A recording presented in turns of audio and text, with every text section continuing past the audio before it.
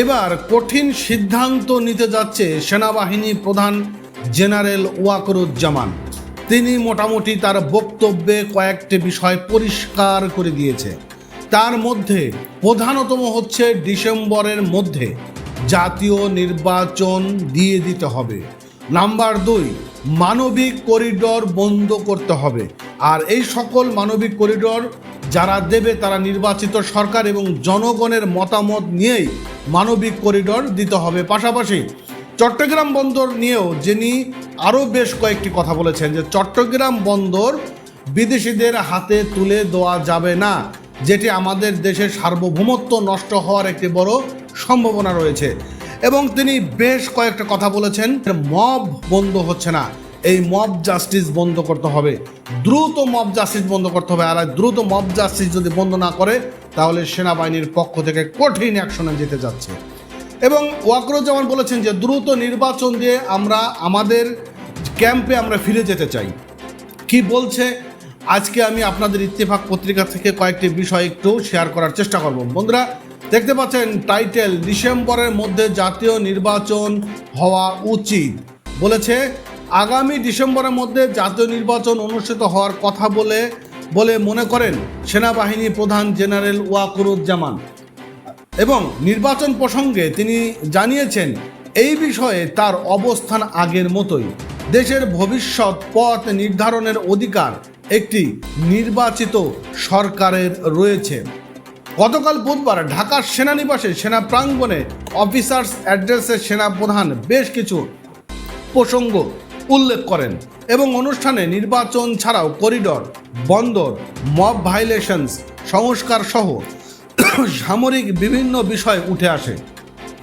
সেখানে উপস্থিত সেনাবাহিনীর বিভিন্ন পর্যায়ে একাধিক কর্মকর্তাদের সঙ্গে কথা বলে এমন তথ্য জানা গিয়েছে। সূত্র মতে সেনাপ্রধান বলেছেন মিয়ানমারের রাখাইন রাজ্যের জন্য একটি মানবিক করিডোর প্রতিষ্ঠার মতো সংবেদনশীল এবং উচ্চ ঝুঁকিপূর্ণ সিদ্ধান্ত নির্বাচিত সরকারের কাছ থেকে আসা উচিত। এখানে জাতীয় স্বার্থ দেখতে হবে, যা করার জাতীয় স্বার্থেই করতে হবে। যাই হোক না কেন, পলিটিক্যাল কনসেনসেশন বা রাজনৈতিক ঐক্যমতের মাধ্যমেই সেটা করতে হবে। সেনাবাহিনী কখনো জাতীয় সার্বভৌমত্ব ক্ষুণ্ণ করে এমন কোনো কাজে জড়িত হবে না এবং অন্যদের তা করতেও দেবে না। গতকাল সকাল 10:30টায় উদ্বোধনী ভাষণে জেনারেল ওয়াকার জাতীয় স্থিতিশীলতা রক্ষায় সশস্ত্র বাহিনী সেবা এবং অঙ্গীকার প্রসঙ্গ করেন। তবে তিনি উদ্বেগ প্রকাশ করে বলেন যে 5ই আগস্ট থেকে সেনাবাহিনী অব্যাহত প্রচেষ্টা সত্ত্বেও কিছু মহল তাকে এবং বাহিনী উভয়কে অন্যায্যভাবে লক্ষ্যবস্তু করে তুলছে।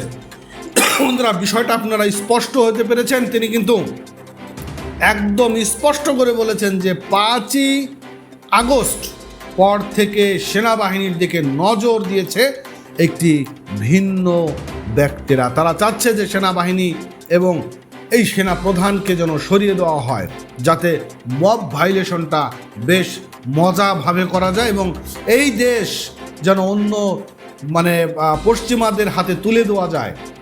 এটি কিন্তু স্পষ্ট হয়ে আসছে। মব ভায়োলেশন এবং উচ্ছৃঙ্খল জনতার সংবদ্ধতা, বিশৃঙ্খলা এবং আক্রমণের বিরুদ্ধে কঠোর বার্তা দিয়েছেন জেনারেল ওয়াকরুজ্জামান। তিনি বলেছেন আইন শৃঙ্খলা পরিস্থিতি নিয়ে সেনাবাহিনী এখন আরও কঠোর অবস্থানে যাচ্ছে এবং সংবদ্ধ জনতার নামে বিশৃঙ্খলা বা সহিংসতা আর সহ্য করা হবে না। চট্টগ্রাম বন্দরের নিউ মুরিং কন্টেনশন টার্মিনাল পরিচালনার দায়িত্ব বিদেশিদের হাতে দেওয়া নিয়ে সম্প্রতি আলোচনা এবং বিতর্ক বিষয়ে কথা বলেছেন সেনাপ্রধান। এই সংক্রান্ত একটি প্রশ্নের উত্তরে তিনি বলেছেন এখানে স্থানীয় মানুষ এবং রাজনৈতিক নেতাদের মতামত প্রয়োজন হবে। রাজনৈতিক সরকারের মাধ্যমে এমন সিদ্ধান্ত নেওয়া উচিত। সংস্কার প্রসঙ্গে সেনাপ্রধান বলেন যে কি সংস্কার হচ্ছে, কিভাবে হচ্ছে, কি এবং এই বিষয়ে কিছুই জানা নেই। এই বিষয়ে তার সঙ্গে কোনো পরামর্শ বা আলোচনা করা হয়নি। বিষয়টা খুবই ক্লিয়ার। সংস্কারের নামে আমাদের মুখের সামনে যে মূলা ঝুলিয়ে দেওয়া হয়েছে, এই বিষয়টা কিন্তু এখন জনগণ বুঝতে পারছে। সেনাপ্রধান কিন্তু তিনি বলেছেন কিসের সংস্কার, কি সংস্কার, কিভাবে হচ্ছে, কিছুই তো জানা হচ্ছে না। মূলত দেশে মব ভায়োলেশন হচ্ছে দেশকে বিদেশিদের হাতে তুলে দেওয়ার এক নানান অপচেষ্টা চালানো হচ্ছে।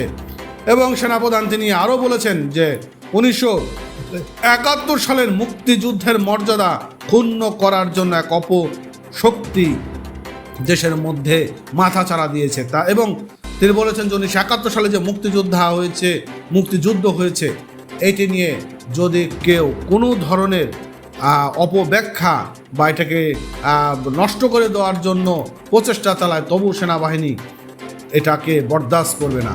তিনি বলেন, আমরা একটি সুশৃঙ্খল বাহিনী, সব পরিস্থিতিতে এই ঐক্য বজায় রাখতে হবে। অফিসার্স অ্যাড্রেস ঢাকায় অবস্থানরত সেনাবাহিনী বিভিন্ন পর্যায়ে কর্মকর্তারা এতে অংশগ্রহণ করেন এবং ঢাকার বাইরে কর্মরত অনেক কর্মকর্তা ভার্চুয়ালিতে যুক্ত হন। এছাড়া শান্তিরক্ষা মিশনের কর্মরত কর্মকর্তারা ভার্চুয়ালে যুক্ত হন। তো যাই হোক, এই ছিল আপডেট। বিষয়টা আমরা স্পষ্ট হতে পারছি যে এই মানে একটা যে বাহিনী রয়েছে, যেটাকে আমরা বলবো শিশু বাহিনী, তারা বিভিন্ন জায়গাগুলোতে মব জাস্টিস করছে, মবের মাধ্যমে বিভিন্ন জায়গাগুলোতে থেকে তারা অর্থ সংগ্রহ করতেছে। পাশাপাশি এই মানবিক করিডোরের নামে, শান্তিতে নোবেল পুরস্কারের নামে দেশটাকে পশ্চিমা এই ইউরোপিয়ান হাতে বা আমেরিকার হাতে তুলে দেওয়ার জন্য এক বড় অপপ্রচেষ্টাও চালানো হচ্ছে। এই সেনাপ্রধানের বক্তব্যের মধ্য দিয়ে কিন্তু আমরা বিষয়টা স্পষ্ট বুঝতে পারছি। তো যাই হোক, ভালো থাকেন, সুস্থ থাকেন।